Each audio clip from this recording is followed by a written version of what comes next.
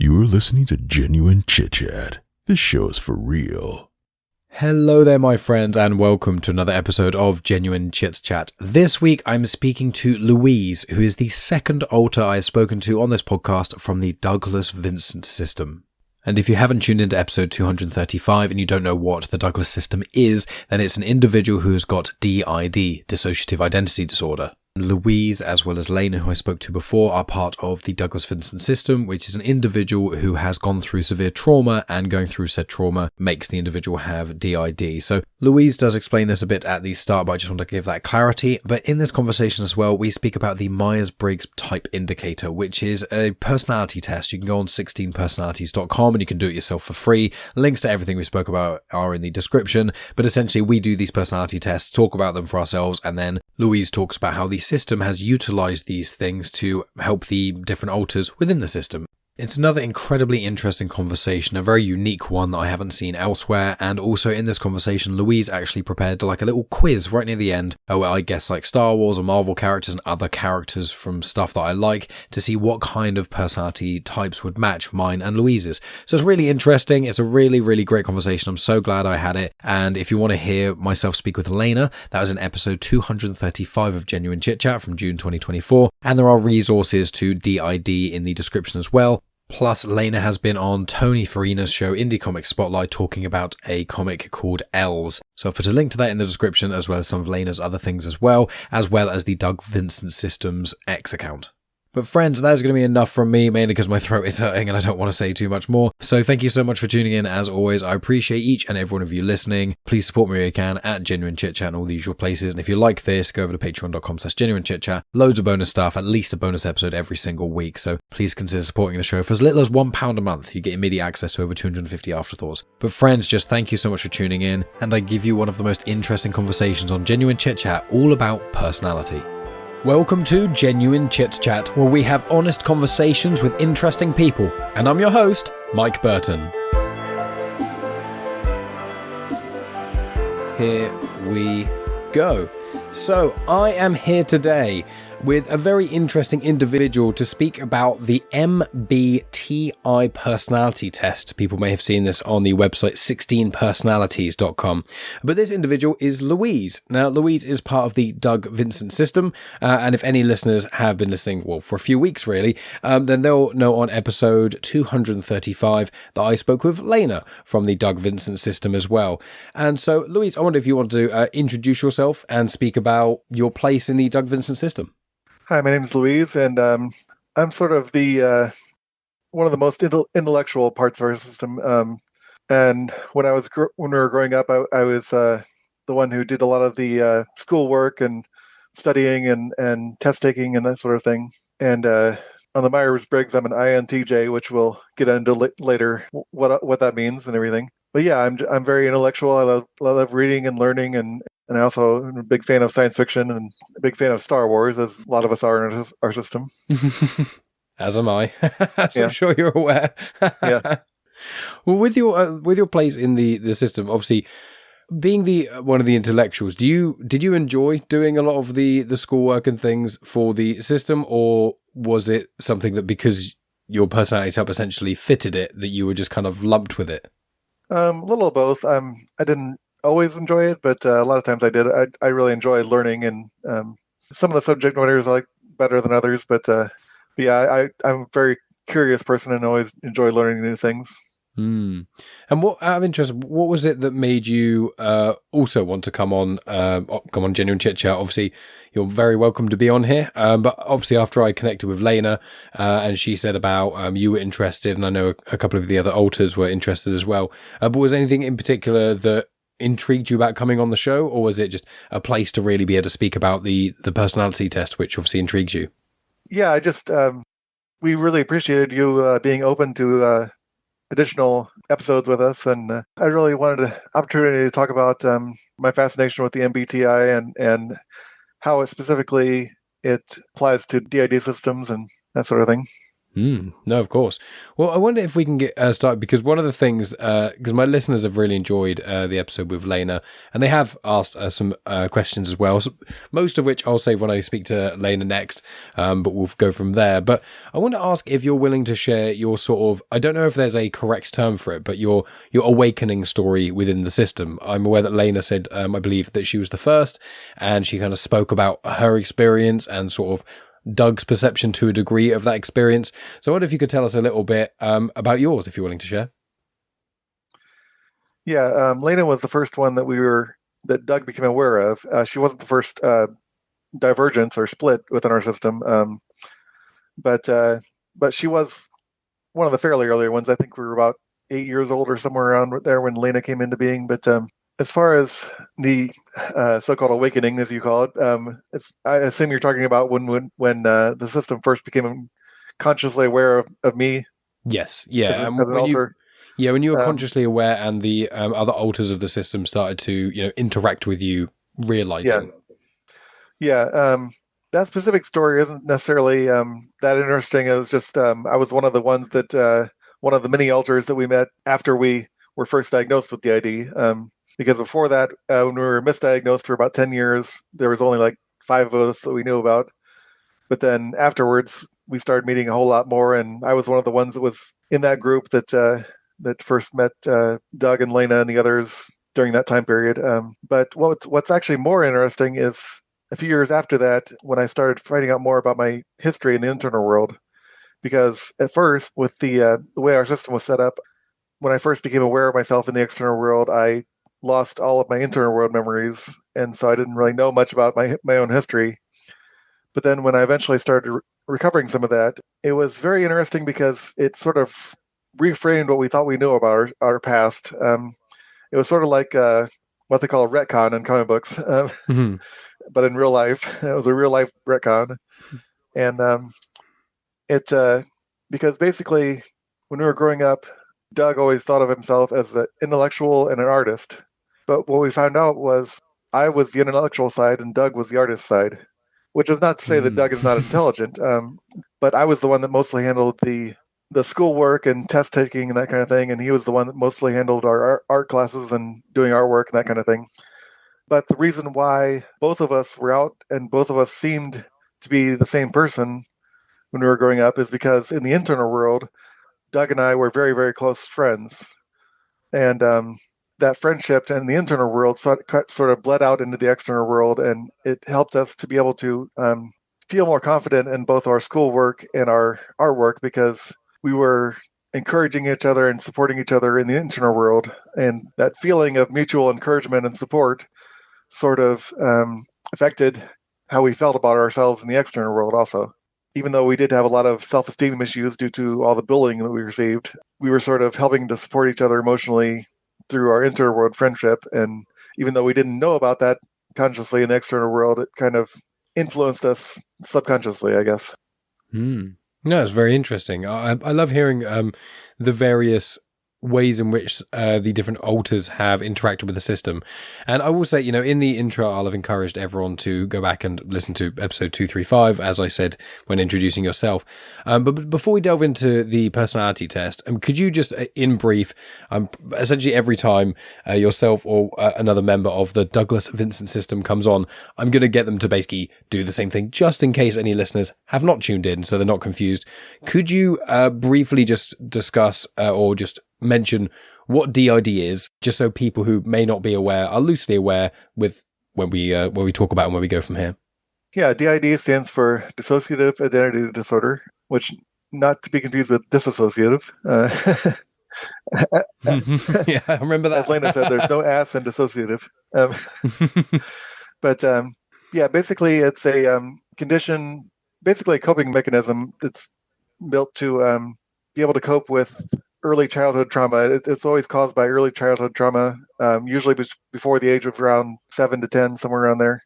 And basically what happens is the mind dissociates and becomes more than one identity to protect ourselves from the trauma and be able to have divisions of memory so that one identity doesn't have to hold all of the memories of all of the trauma that goes on. Mm-hmm. Amazing. Thank you. I thought about trying to do it, and then I thought I'll make a meal of things and just waffle on. So amazing. So with that in mind, so we've got the MBTI Personality Test. So I mentioned it slightly earlier, and I mentioned 16personalities.com. I feel like most people, or at least quite a few people, have probably loosely seen either an image from it or some of the letters used or the general terms from it. I think it's something that people probably know about, but they may not be aware about. But I wondered if you could explain to people what the personality test sort of is and when you first heard about it, and we'll kind of go from there. Okay, the first part of that question is going to take a little bit because, but so don't let me forget about the second part of the question. I won't. First of all, I wanted to give a little bit of history because I found out through reading the book Gifts Differing, which was actually written by the people that developed the MBTI. I found out a little bit of the history, and it's really fascinating. It was created by a mother and daughter, Catherine Cook Briggs and Isabel Briggs Myers, and neither one of them had any formal training in psychology. They didn't have any degrees or anything in psychology, but they were very interested in the personality theories of Carl Jung, and they sort of started developing those theories and trying to come up with the classification system to help people to better understand themselves, because they were inspired by the horrible conflict of World War One, because Isabel Briggs Myers, the daughter, had graduated college around that time during World War One, and their hope was to come up with a way for people to understand themselves and each other better, so that we wouldn't have such horrible conflicts in the future. So basically, they were trying to end all wars through the MBTI, which we're still waiting on that, but it was a noble idea anyway. A noble purpose. So they started working on that and started working on trying to come up with a test for it. And then when World War II came about a few decades later, that was really a huge motivation for them to come up with a test, because they saw that, a lot of men were going off to war and a lot of women were coming into the workplace for the first time. And a lot of these women who had never worked a job outside the home before. And so they had no idea what sort of job they would be good at. They thought with the MBTI, that might be a way to help them to figure out what sort of jobs they would be good at, through their personality type. And they had a lot of difficulty at first gaining acceptance for this MBTI, because the fact that they were women and they had no formal psychological training. And so there was a lot of resistance in the psychological professional community to them because of that, because of both those things. But eventually, they started gaining more acceptance, and now the MBTI is known as one of the most accepted personality tests out there. As far as all the different personality tests, it's one of the most highly respected out there nowadays. So basically, it's a classification system of 4 sets of 2 letters. The first one is introvert versus extrovert, and the main sources that I'm going by are the 16 Personalities website and also the Gifts Differing book. But there's a little bit of difference between some of the definitions in those two, and so I'll get into that as I go along. But on the 16 Personalities website, the introvert versus extrovert is called the energy classification. And introverts basically prefer to focus on the inner world and get energy from solitude. And extroverts prefer to focus on the outer world and get energy from social interaction. And it's not just about outgoing versus shy. A lot of people think that, introverts are shy and extroverts are outgoing, and that's pretty much the definition of it. But it's more than that. It's more like whether you prefer to focus on the external world or whether you prefer to focus on your internal world of your own thoughts and your own emotions. So it's more than just social activity. It's where your focus is as far as internally or externally. And a lot of it, too, has to do with your sensitivity to external stimuli. Introverts are more sensitive to external stimuli, which makes them more overwhelmed when they get into situations where there's a lot going on in the external world, a lot of people, a lot of activity, and that's why they have to go be by themselves to recharge their energy. Whereas extroverts are the opposite of that. They're less sensitive to external stimuli, so they crave external stimuli, and they want to be where the action is, and they want to be where people are, and they want to be where a lot of things are going on, and a lot of external world stimuli for their senses. and that's what recharges them. And being alone sort of drains their energy because they feel like they're starved for stimuli. That's interesting. Yeah, I can totally Yeah. see that. A lot of my friends are very introverted. I'm one of two extroverts in the group. So, but anyone who meets me can tell I'm an extrovert within seconds. So there's of no surprise to anyone. And then the next set of letters that is intuitive versus sensing. Well, the original MBTI in the Gifts Differing book refers to it as sensing, but the 16 personality refers to it as observant, the S.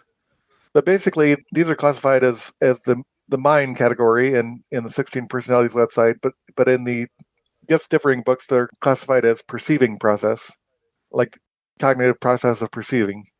And basically, people that are sensing are very practical and pragmatic, and they're focused on information from the present world and their stimuli from their five senses, like what they can see and hear and touch. And people that are more intuitive are more interested in abstract theories and concepts, hidden meanings, and future possibilities. So more things that are concepts of the mind and not necessarily things that you can touch or feel or see or hear. And those are both basically the different ways that we perceive the world and process in our minds how we interact with the world. And then thinking versus feeling, which is the next set of letters, that's referred to as nature in the 16 Personalities website. And in the Gifts Differing book, it's referred to as the judging cognitive process.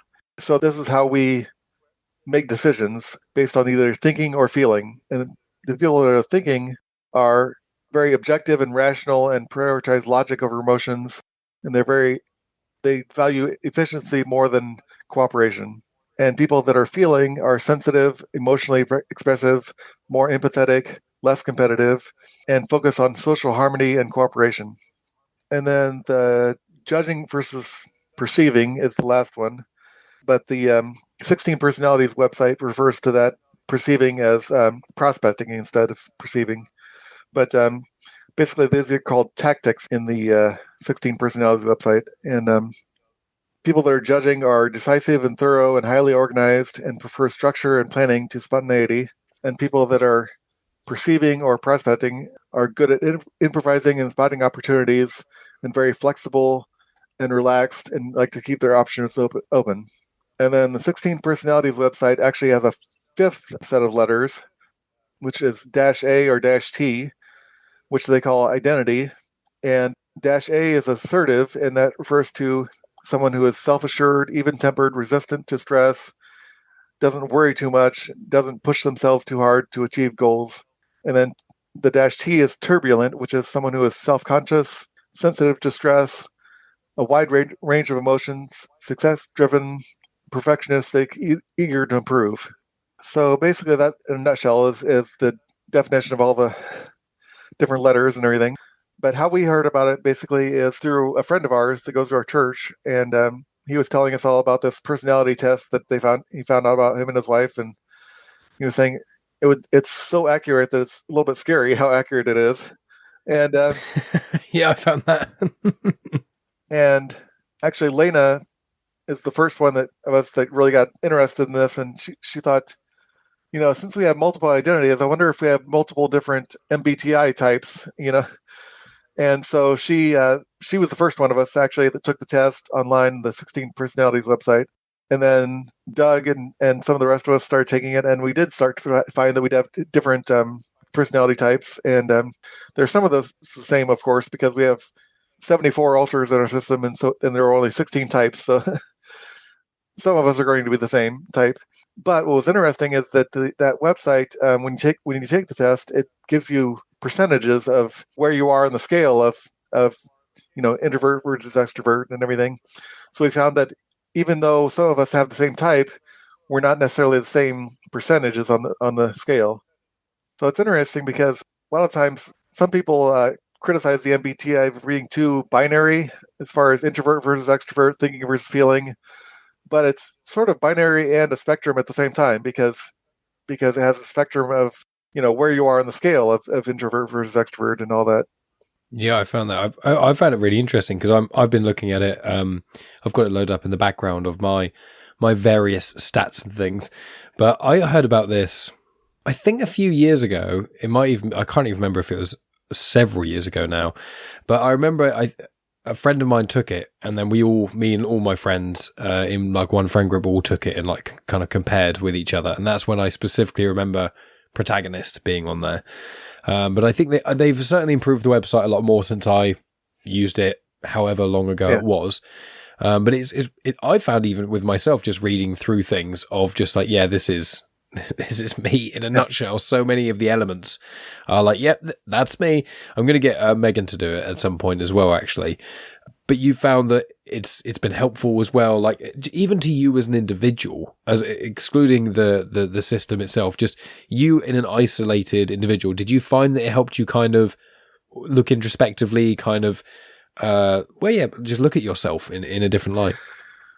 Yeah, I definitely, when I was reading the description of INTJ, which is my profile, it definitely resonated with me, and actually it was kind of funny when I was reading through it. I was thinking about one of the shows that we like, which is Big Bang Theory, and I was thinking about this definitely describes me, but it also definitely describes Sheldon Cooper on that show, and it made me think that Sheldon Cooper is sort of a cautionary tale for me, because Sheldon Cooper is not really somebody I aspire to be like.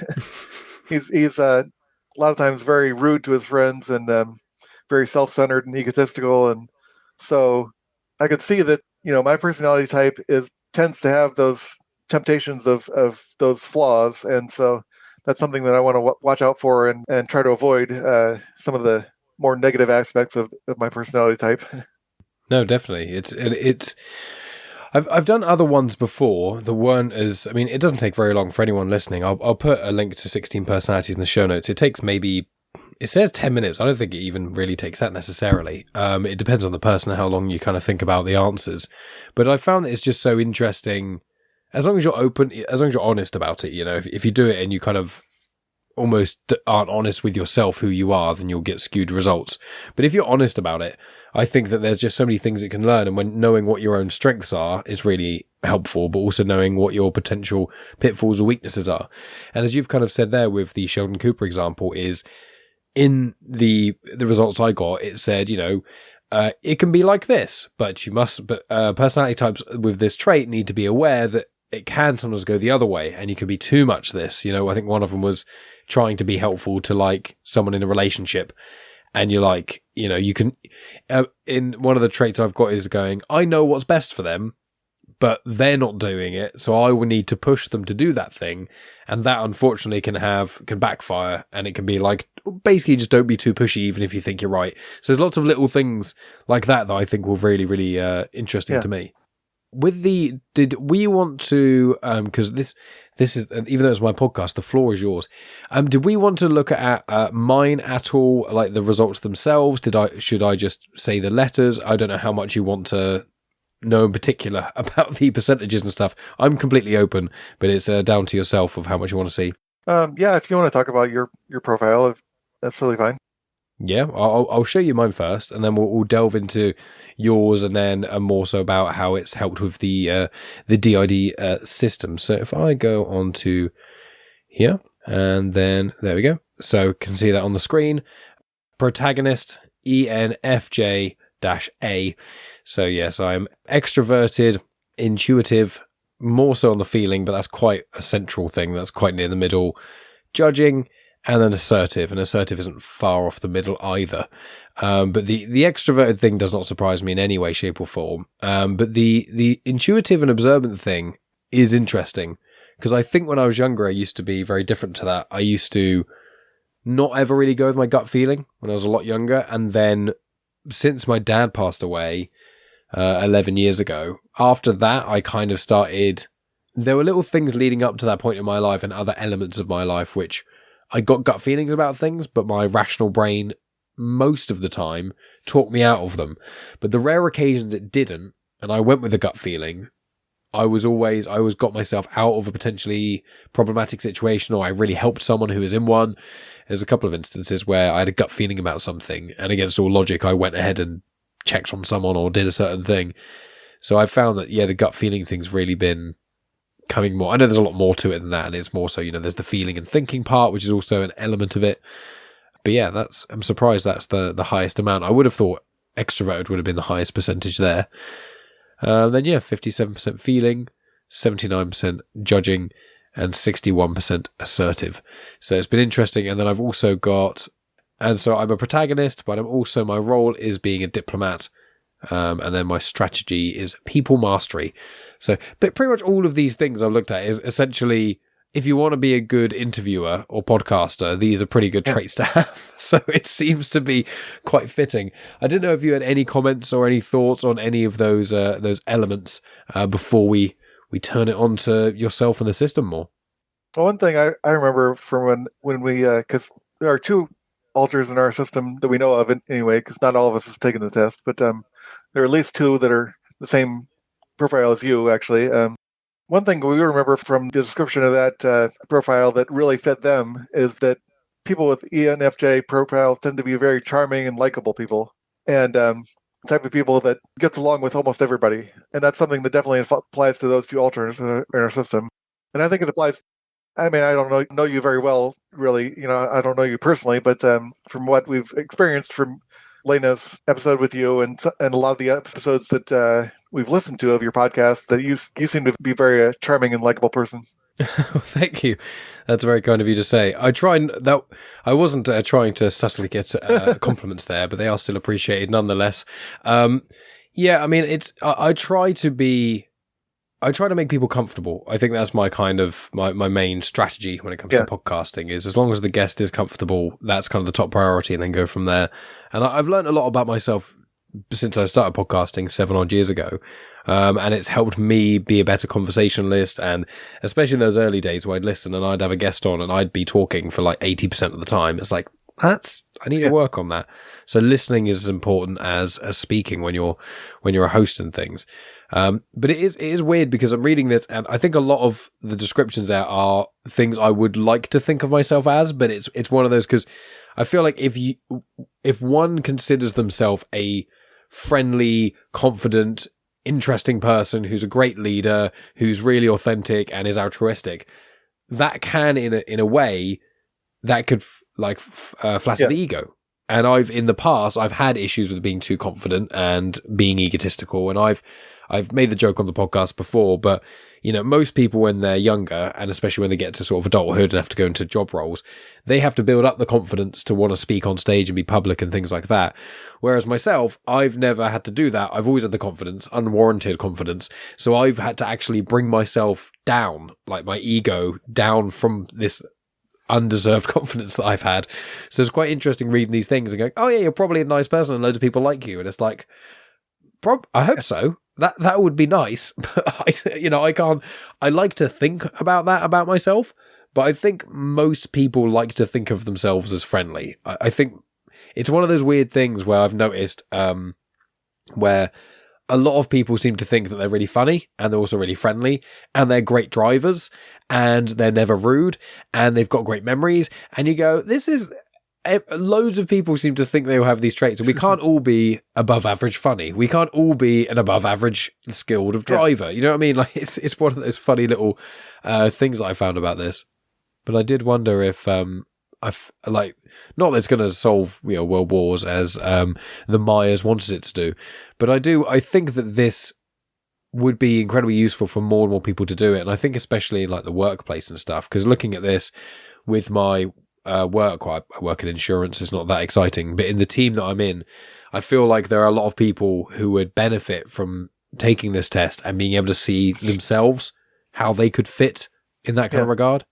Yeah, so with yourself then, that was a nice sort of segue into the system. So how has the system, how have you and Lena and Doug and etc., how have you utilized this system in essence to make each of your lives easier, or let yourselves kind of be more comfortable with who it is you are or you want to be? Like, how has it been utilized?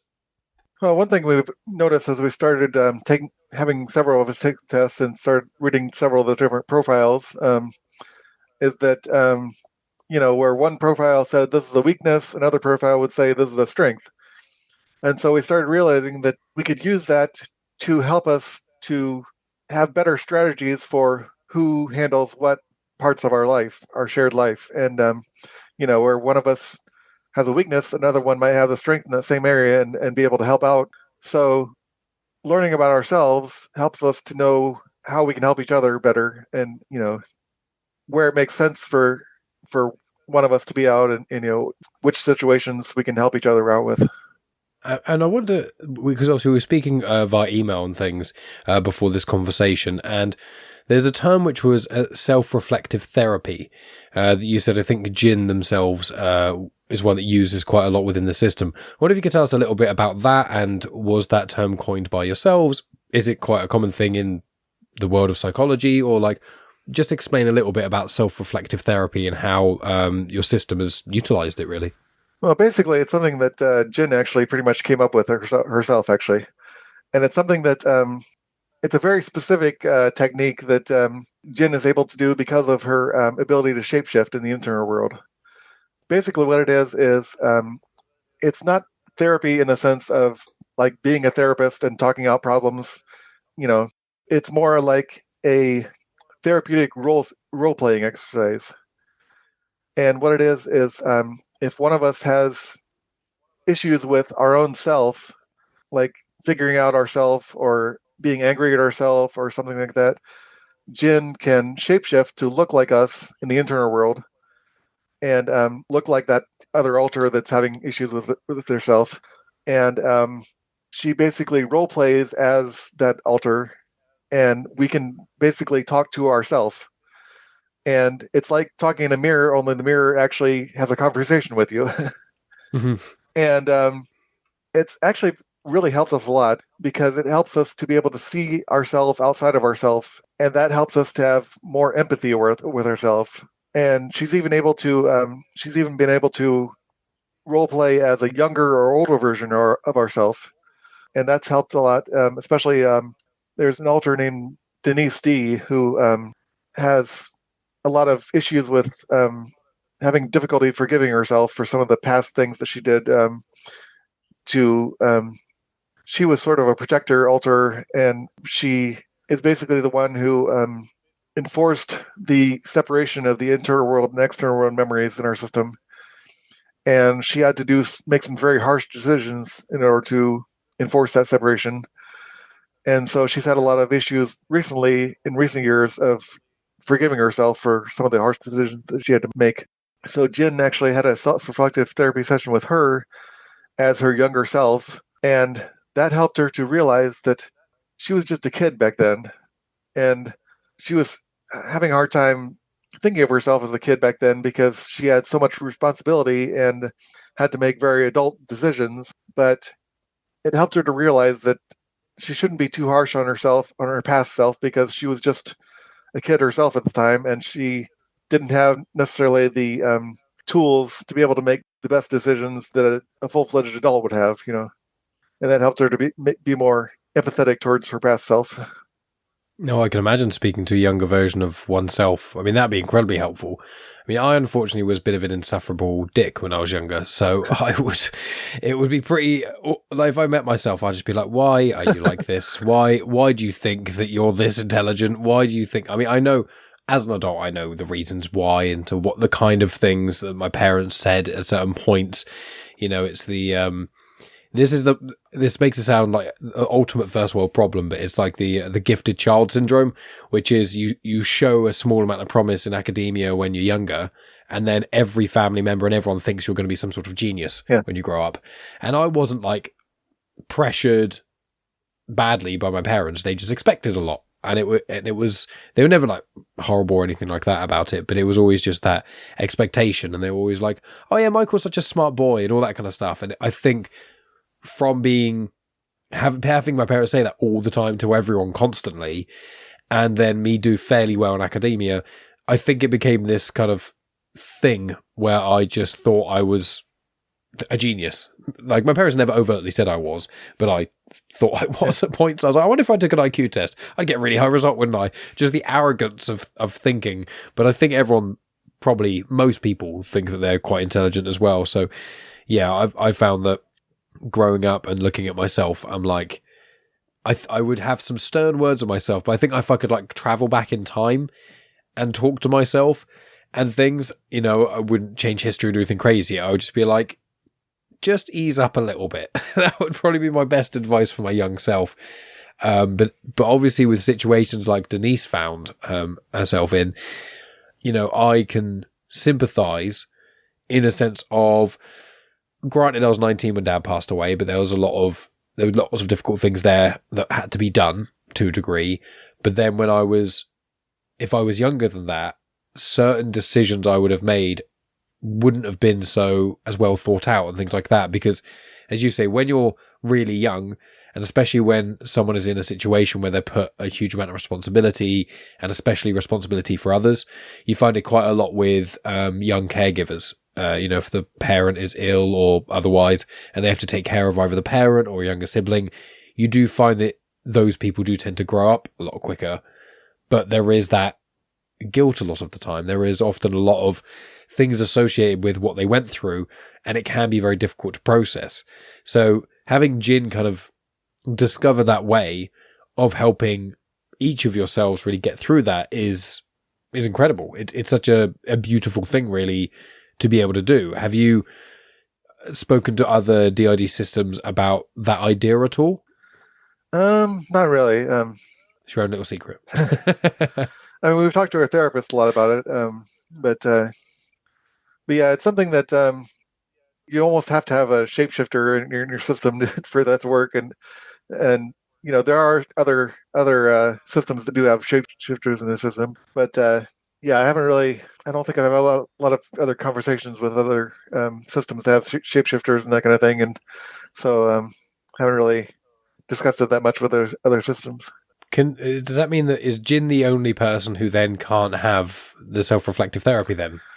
Well, actually, we thought so until we figured out that another alternate system named Elena, who is Dragon Girl, actually, she's like a dragon-human hybrid, and we found out that she actually diverged from Jin.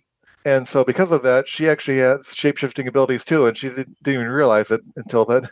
So she is actually, if Jin ever needs that, she is actually the one that, but she's actually not able to do that with everybody else because she's not as good at imitating all of the other alters as Jin is. Jin has a very, very unique talent for being able to, well, she's a very good actress. I'll put it that way. She's very good at putting herself in the shoes of other people and other parts in the system.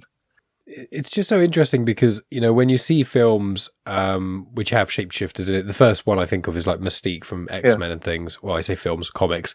But like with shapeshifting, I've never even thought about how useful that would be of having the therapy with yourself in a sense, or, having it so that if there's a situation like, I mentioned my dad passing away, if I was carrying around a lot of trauma and baggage from that, which for a little while I was, but I've dealt with that in my own way and things. But I wonder if I could speak to someone who had that capability to be able to shapeshift into my dad, I could then potentially say some things that I would have wanted to have said, or things. I think it would potentially give me quite a lot of closure. And that's and again, my dad's passing was unpleasant, but it wasn't overtly traumatic. It was just a very crap situation. But I imagine with, people such as within the Doug Vincent system, but also outside of that, how useful that kind of idea would be. It's such a cool concept, really. Yeah, and I don't want to talk too much about it because I think Jen actually might like to come on the podcast and talk more about it herself, actually, at some point. I'd love to, yeah. I would absolutely love to. So we'll go back into a bit more of the personality tests and things. And so with the book itself, I know you said that you haven't read it in its entirety. How have you found it's helpful? And I know you said there's certain differences between that and 16 Personalities, the website. So I wonder if you could tell us just, do you have a preference of which one? Is one almost just like the easy quick guide and the other's more detailed? Like, how have you found the two?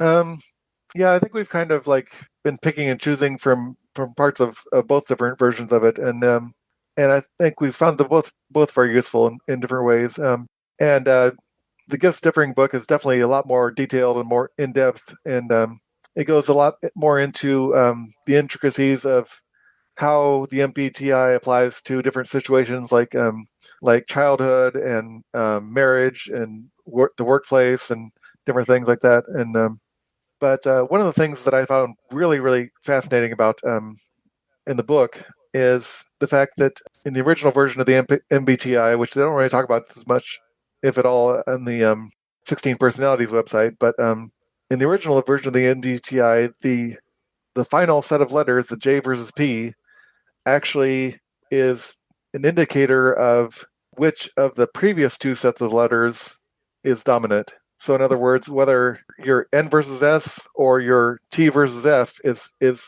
the dominant cognitive process you use. Because basically the N versus S is the perceiving process and the T versus J or T versus F is the judging process. But what's interesting is that for introverts, what appears to be the dominant process is the reverse of that. So, for instance, myself, I'm an INTJ, and so it would seem that my preference of those two would be the thinking, but it's the opposite of that in the external world. It's the intuitive is what appears to be my dominant process in the external world because of the fact that my actual dominant process, the thinking, is what I use more for the internal world because I'm an introvert and I prefer to live in the internal world more than the external world, if that makes sense. No, it does. So when I was reading all that and in the book, I thought about if that's the case, then why is it that all of our alters pretty much act the same way in the external world and the internal world as far as interacting with others, other people in the external world or other alters in the internal world? And then I realized that's because people with DID have more layers than other people, as far as we have an extra layer in between the internal and the external, because what they're really referring to when they say internal world and the MBTI is they're referring to your own thoughts and emotions. But in the DID system, we have the internal world of our thoughts and emotions of each alter, and then we have sort of an internal / external world of where all of the alters live with each other in this world, which is sort of in between the internal world of our own thoughts and the external world of the outside world of other people. Ah, I didn't know there was almost like a waiting room lobby almost kind of area. I with the internal world elements, I wrongly assumed it was external, and then internal was where everyone lived, but they had their own kind of sort of realms and things, but they could interact. But there's a go-between kind of thing where, so you're saying the internal world for DID systems, each internal world is just the world of the alter's internal world in a sense. Well, basically it works differently for different systems, but for many systems, we have like a shared internal world where we all can interact with each other and talk to each other. But then we also each have our own internal world of our own thoughts of our own thoughts and our own emotions and our own opinions. And that belongs to each of ourselves. And so the internal world, what we refer to as the internal world, which is where we all interact with each other, is sort of an in-between layer that most ordinary people that don't have DID don't have. They don't have that in-between where we can interact with others because they don't have any others. It's just their own thoughts and emotions. So because of that, it really makes thinking about the MBTI a lot more complicated as far as the internal world versus external world, because we have that third layer in between of sort of an internal-external combination.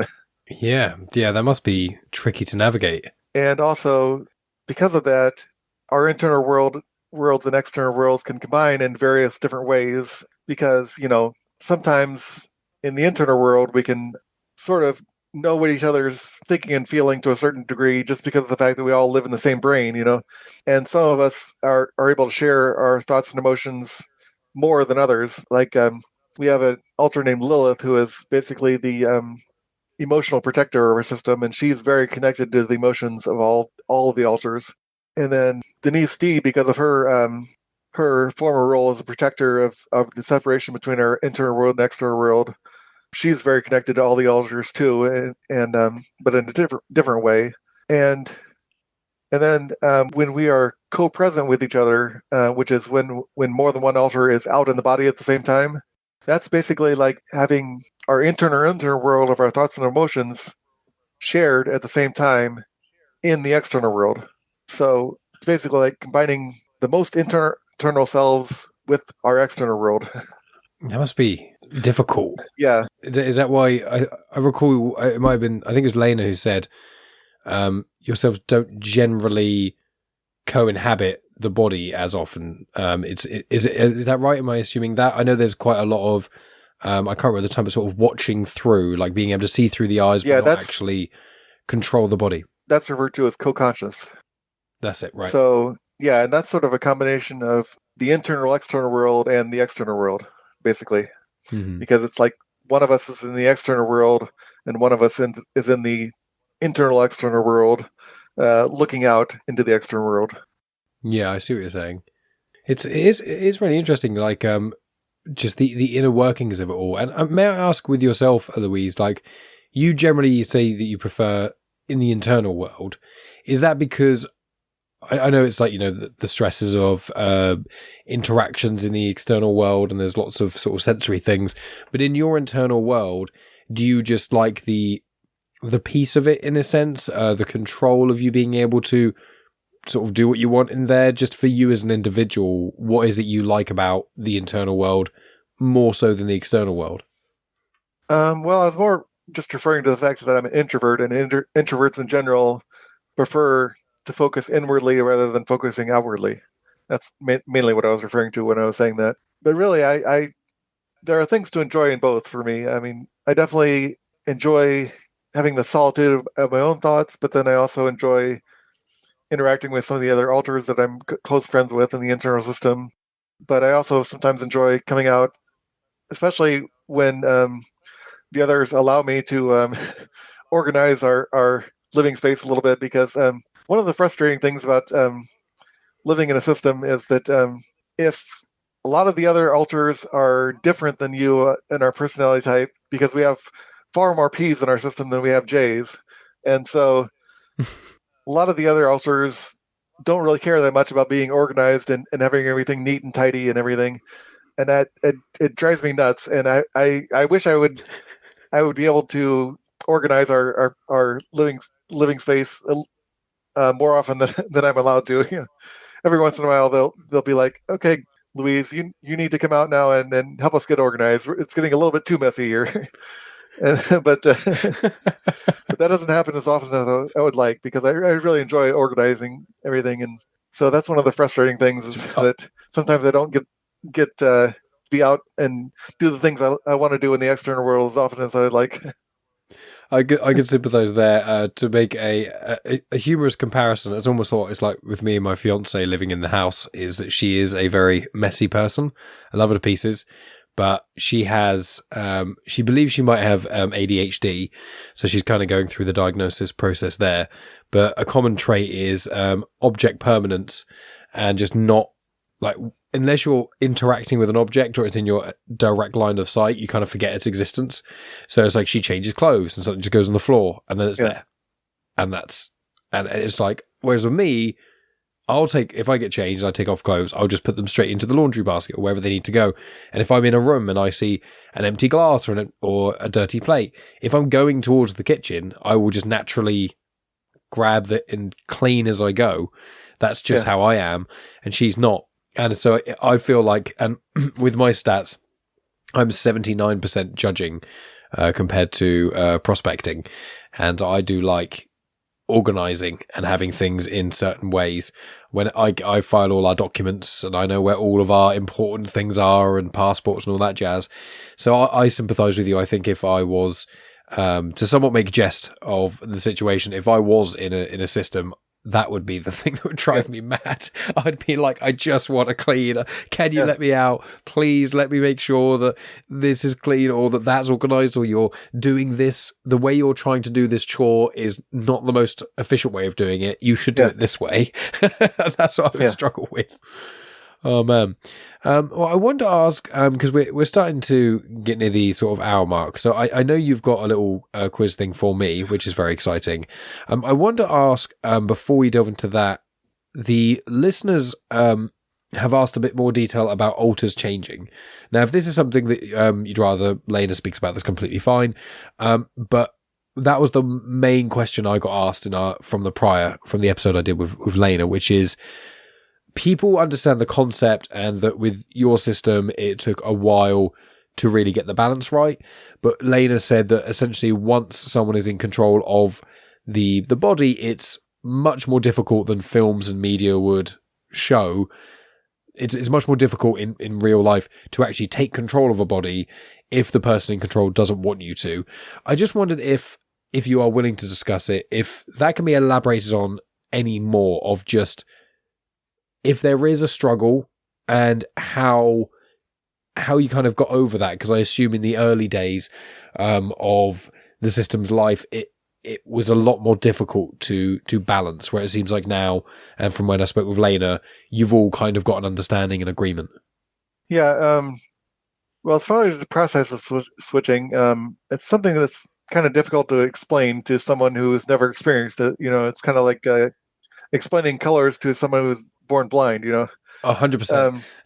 So I'm not sure if I can really explain what it feels like or what the process is, because it's not something that we really consciously think about a lot as far as how we switch.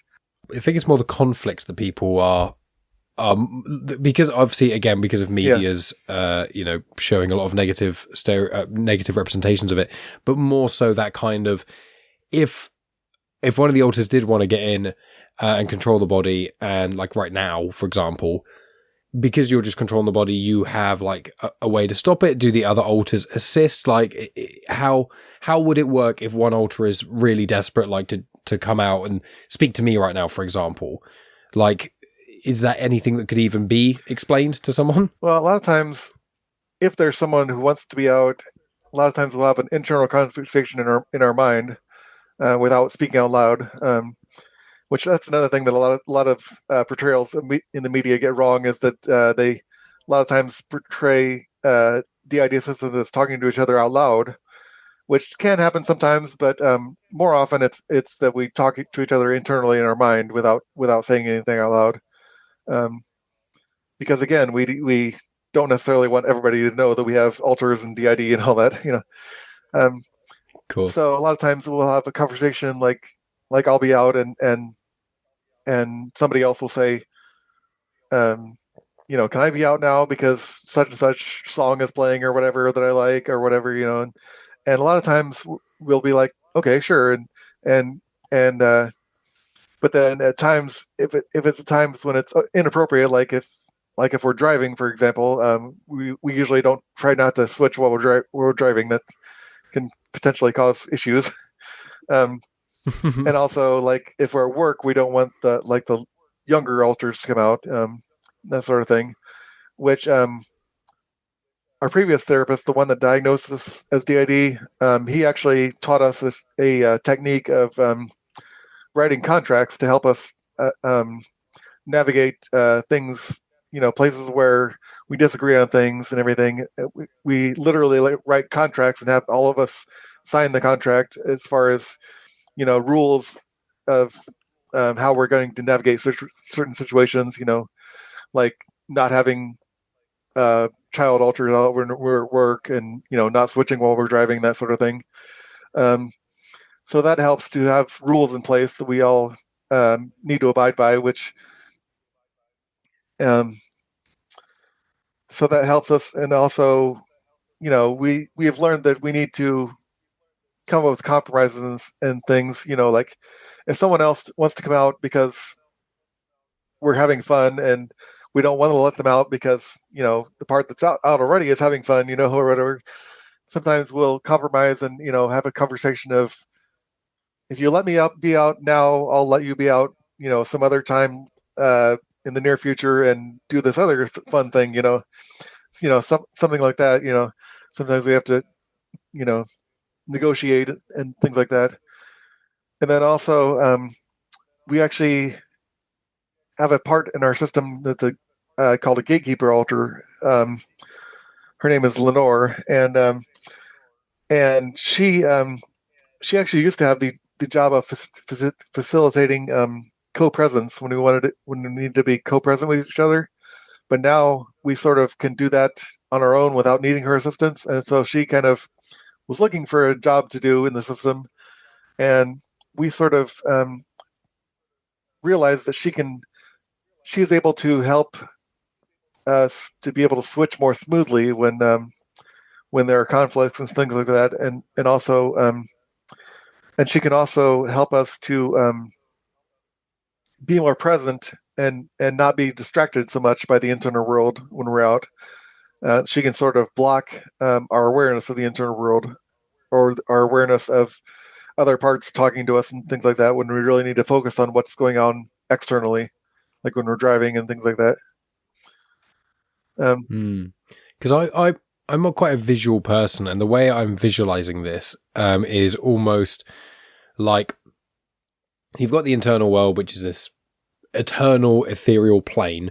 I know there's the internal, external world, which I'll call the mid-world, just for ease.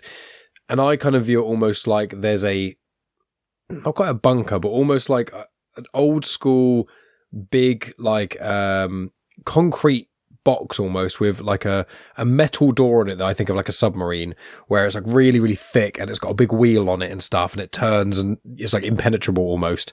And I perceive it with having Lenore kind of standing almost guard there, and whoever's through the door is in the external world and is controlling the body in essence. And so if anyone was forcibly trying to get in, the way I perceive it is almost like they could make noise and cause a bit of distraction, but there is a near enough physical block for them kind of being able to overpower it. Yeah, if you know what I'm saying. Yeah, the way we visualize is actually very similar to that, actually, because we used to be in a DID therapy group with other systems, and one of the systems in that group referred to when they have issues with rapid switching, like when they're triggered by something that reminds them of past trauma or something, and they start rapid switching where they switch between a whole bunch of different alters really quickly. They referred to that as the revolving door effect.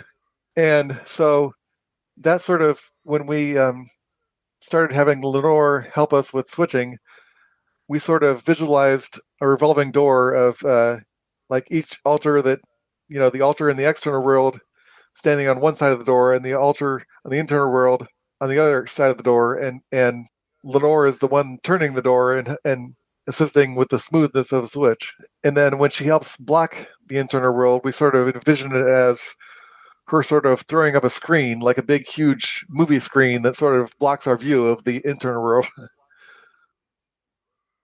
That's very interesting. That's really cool. Thank you for that. Yeah, because I'm just quite a visual person. So when I think about things that are either theoretical or spiritual or mental, for me, I find visual metaphors and things kind of always help me comprehend them, I think, more in that sort of respect.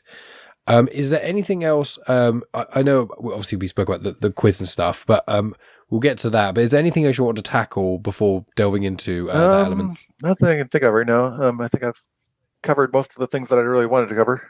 Oh, wait a minute. There was one thing that I wanted to talk about a little bit, and that is how, because I have a little sister in the internal world, another one of the younger alters. She's 13 years old, and her name's Matilda, or she goes by Maddie for short. And when I started thinking about the MBTI, and she took the test also, she's tested as ENTP. So we have her and I have the NT in common, but she's extrovert and perceiving instead of introvert and judging. And I thought about that, and it made me realize that my relationship with my little sister has actually helped me, because her extroversion has helped me to feel more comfortable talking with other people, and her perceiving has helped me to be not quite so rigid and controlling, and be a little bit more loose. And so I think it's helped me realize when we have close friendships with other people that have other different personality types than us, it can help kind of soften our edges and help us to not be too extreme in our own personality type. I agree. That's how I've found it with the personality traits that myself and Megan have that are different. I find they complement each other. And yeah, I do feel, I feel like, the term opposites attract. I was always like, what? That doesn't make any sense. And I feel like it's not opposites of interests, because if you have no common ground with someone, it becomes hard to have a relationship with them in any respect. But I think when you've got different personality types, Megan is very organized when it comes to thinking and planning and stuff, which I am fairly, but she loves planning loads in her head in advance, whereas I'm much more in the moment, the physical, organizing actual stuff, like packing the bags to take and things like that. So yeah, I can see that. Like I'm basically wanting her to take this personality test, so I can see how our percentages differ, because I do think that, one of the best ways to grow as a person is to meet someone who has different traits to you, and as you say, kind of not quite even each other out, but smooth the edges. It's a really beneficial thing to do. Awesome. Well, shall we delve into this quiz thing that you've basically what it is that I looked up different, because I asked you which fictional franchises you're familiar with, the characters that you're familiar with, their personalities and everything. So what I've done is I've looked up, you can find online very easily different personality charts of different franchises, where it tells the Myers-Briggs of different characters in the franchise. And so for each of these franchises, I'm going to ask you if you can guess which character is your personality type, ENFJ, and which one is my personality type, INTJ. I'll do my best. So we'll start with the one you said was your number one, Star Wars. So for your personality, ENFJ, what do you think that would be?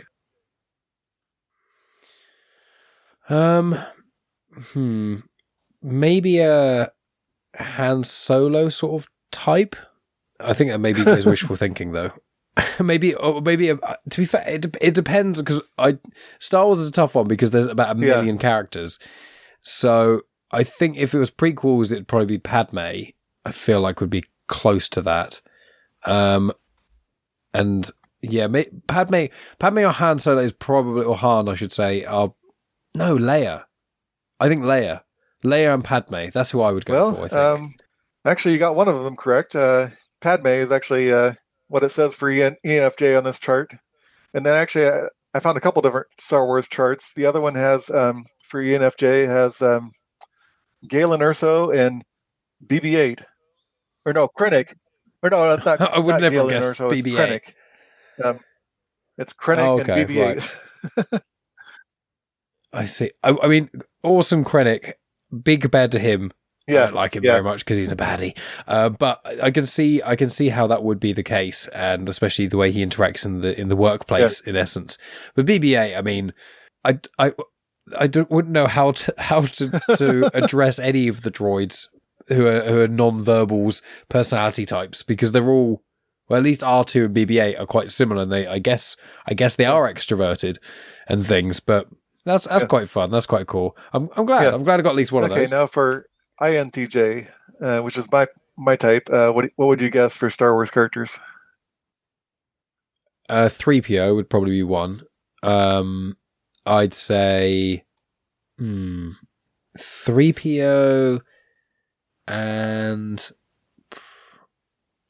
I'm trying to of characters that are quite intellectual and introverted. But 3PO is probably the main one I think that I'll have to go for, because I'm trying to think. There are so many. I shouldn't have said Star Wars. I've shot myself in the foot. There's so many characters that my brain is like a slot machine where it's just cycling through so many, and I'm like, I can't. So that's gonna be my one guess. 3PO. See if I'm right. It actually has both the Star Wars charts that I'm looking at. Both have the Emperor actually. I thought Emperor, but then I was like... And then one of them also has Grand Admiral Thrawn. Oh, yeah, Thrawn would have been a great one. Actually, both of those have 3PO as ISFJ. Okay. Yeah, okay, I can see that. It's hard, really, because the I throws me right off, because I wouldn't class Thrawn...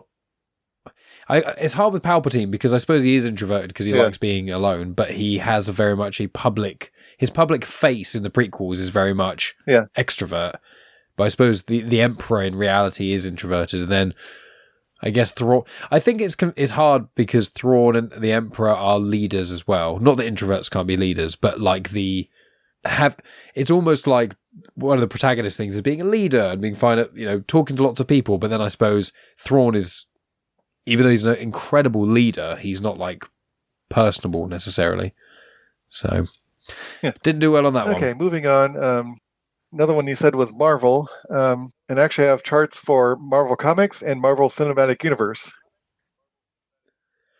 Wowzers. Well, I have read a fair few Marvel comics, mainly all the Venom stuff, or pretty much all the Venom stuff, actually. And then I've watched all the MCU stuff, apart from What If and Echo. And that's about the last two things.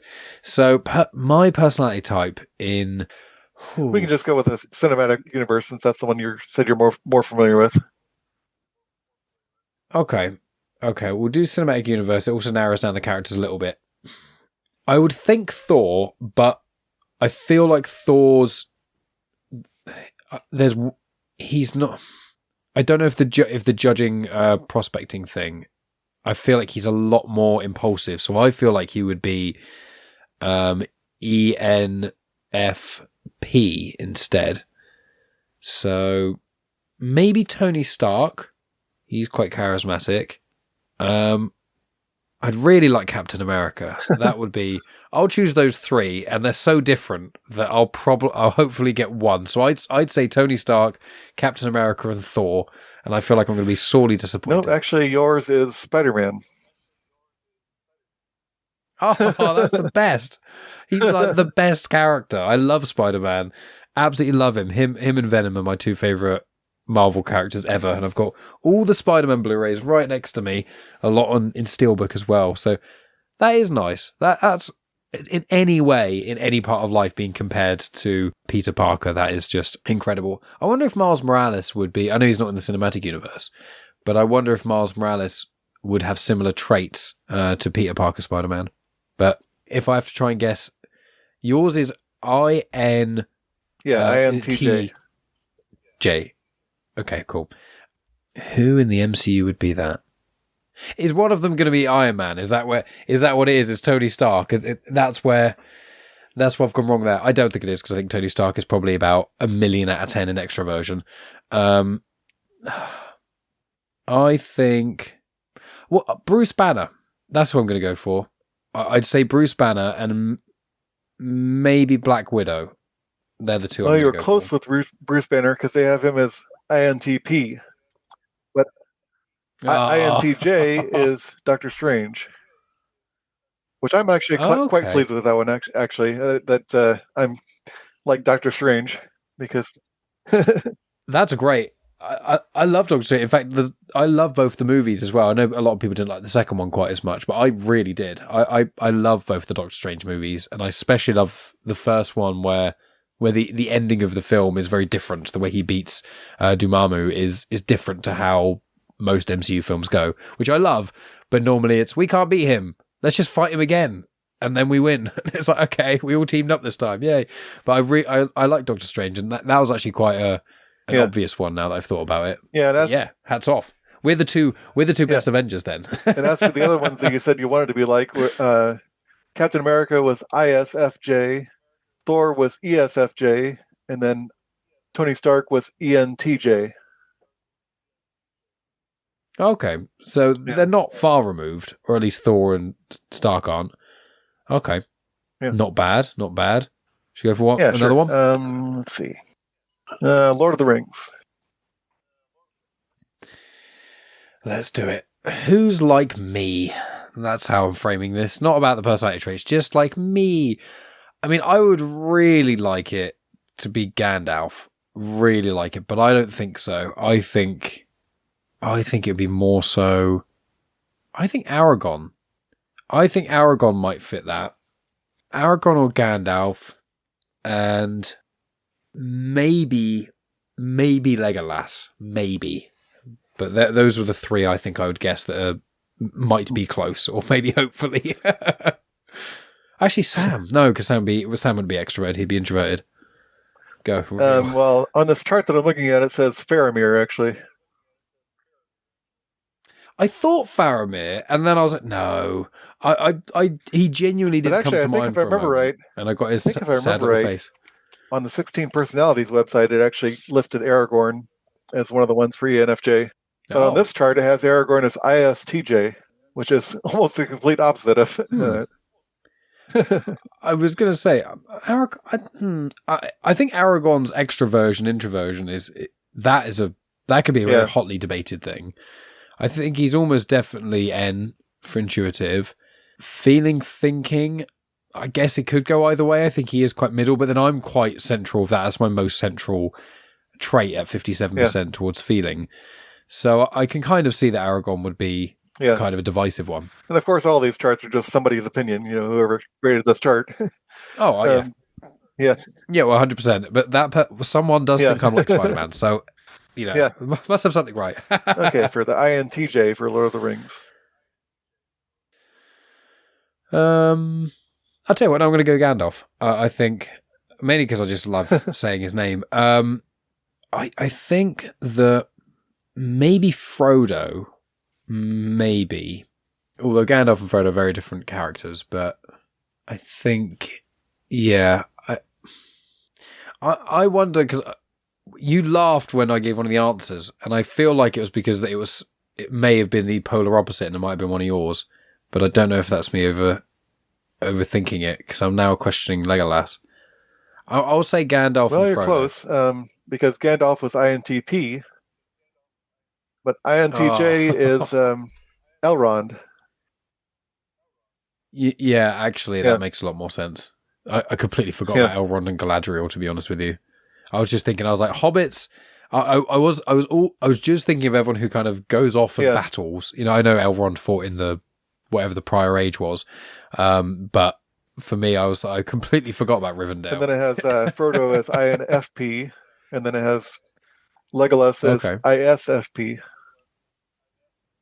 Yeah, I was completely off of Legolas. I don't know where he was going to go. Yeah. I just kept saying his name. Oh, it's amazing stuff. Have you got any more? I actually downloaded a whole bunch of different ones, but if you would you like to do just one more? Well, we'll do one more and then we'll wrap up, because it's now midnight for me. Okay. So how about DC Comics? I'll try my best. Yeah. Who in DC would I mean, I feel maybe Superman, maybe, but I feel like he's going to have one trait different to me. Or maybe, no, I think Wonder Woman. would fit the similar traits. Hey, I was like, who's like Superman, but not quite. Wonder Woman. It's like DC maths. Right, let's see if I can do this. I think, is his name Green Martian? I think of him because of the animated Justice League series. Martian Manhunter, that's it. I think he would fit, and I think, I suppose it depends how deep it's going into the DC comics, because it's like Barbara Gordon when she's in the chair. I feel like that maybe. Would Alfred? I don't think so. Yeah, although my brain is just bleeding into Batman. It's like Batman's only a small part of DC, but I can't. Batman's probably the one I know the most. I think Martian Manhunter maybe, and I think maybe Aquaman. That's for INTJ. It actually has Batman. So really, yep. That's great for you, because that's like, who doesn't want to be Batman? He's cool as hell. But yeah, I couldn't, because I was thinking Batman, and I was like, he is in the definition of a protagonist outside of 16 personalities. You'd think, Batman's a protagonist, but the actual traits and attributes here, I was like, he doesn't really fit into. I know there are two traits that we share, I think, but. Yeah, I was going to say, I wouldn't consider myself anything like Batman. I think I'd like to be cool like Batman, but in reality, I think the only thing really with Batman I'd probably say I have is the problem-solving kind of, the idea that when you get in a situation and you need to think out the box, it's probably the only thing. Well, I didn't do too badly then. I did okay in that. I think I was just casting my net a bit wide at points. I was thinking too much, but that was really fun. Yeah. Thank you for making the effort. I mean, you being a guest on my show and then preparing something extracurricular, it's very good. It was a lot of fun, and I hope for some of the listeners as well, it's made them more interested in the MBTI Personality Test. As I said, I found it really, really cool and very interesting, and I'm going to try and see if I can get people at work to do it as well, and I'm definitely going to try and get Megan to do it. So we'll wrap up here. But is there anything you want to add? I know there's I'll put the details in the description of the Doug Vincent System's X profile. But aside from that, is there anything you want to note or add before we wrap this call up? I don't think so. Not that I can think of. Amazing stuff. It's been so much fun speaking with you, Louise, and meeting you. And thank you for putting this forward. It's been so fun looking inward and trying to keep my ego in check again when it's telling me I'm a protagonist as well. Just like when it came up last time, I was mocking all my friends. I was like, you're all just in my story. This is, and I know now it's that the joke on the internet is that main character syndrome. And is that kind of, a lot of people think that. I don't actually think that about myself. But it's been so much fun. And obviously speaking with yourself, someone who's passionate about this and knows quite a lot about it and has looked into it, it's really great having a guide really through this. And thanks again for the quiz. It was so much fun. And obviously for answering a lot of the questions and one of the listener questions about DID as well. It's been such a really helpful conversation, really, really interesting. My listeners really enjoyed the conversation with Lena, so I'm sure that they're going to really enjoy this conversation with you as well, Louise. So just thank you so much. Thank you for having me on. You have just experienced host, creator, everything elser of Genuine Chit-Chat, and also the host and creator of Star Wars comics and canon, found on the Comics in Motion podcast, Mike Burton.